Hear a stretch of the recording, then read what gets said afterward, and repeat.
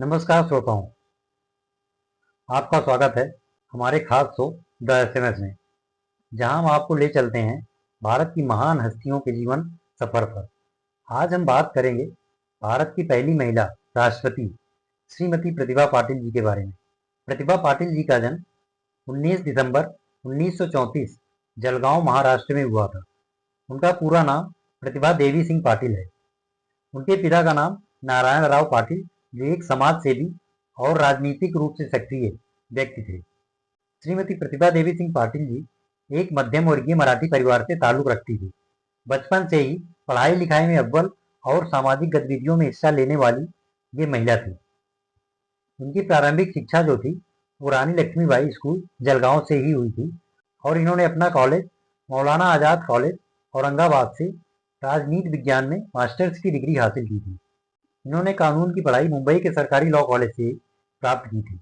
युवावस्था में table tennis की राज्य स्तरीय खिलाड़ी रही।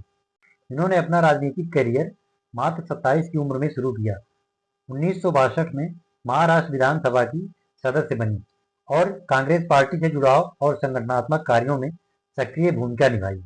ये महिला सशक्तिकरण, शिक्षा और स्वास्थ्य जैसे मुद्दों पर विशेष ध्यान दिया करती थी। इनके राजनीतिक सफर के बारे में अगर हम बात करें तो 1967, 1972, 1978 और 1980 में विधानसभा चुनाव जीतने का रिकॉर्ड इनके नाम पर है। 1967 से लेकर 1972 तक ये महाराष्ट्र सरकार में शिक्षा मंत्री रही।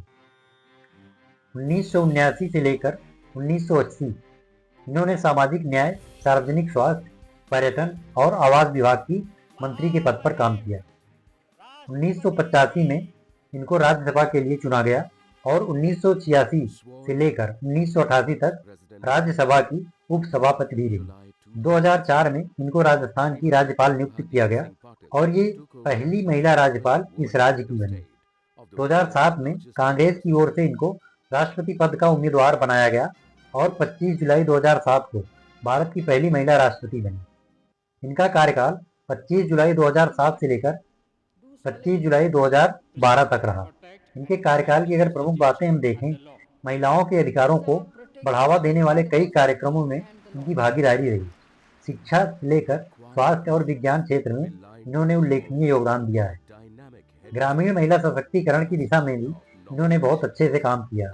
इनके जीवन में विवाद और इनकी कुछ आलोचनाएं भी शामिल रहीं, जैसे कि राष्ट्रपति भवन से सेवानिवृत्त होने के बाद पुणे में इनका जो नया बंगले का निर्माण हुआ उसमें सरकारी पैसे के उपयोग को लेकर इनकी काफी आलोचना हुई और जनता और मीडिया द्वारा इसे अनावश्यक और असंवेदनशील करार दिया गया।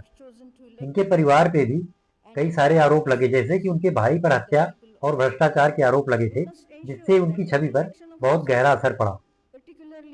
और विदेश यात्राओं पे खर्चे को लेकर भी इनके ऊपर काफी बयानबाजी हुई, जैसे कि राष्ट्रीय कार्यकाल के दौरान इनकी विदेश यात्राओं पर ये खर्चे पर काफी सारे सवाल उठे थे।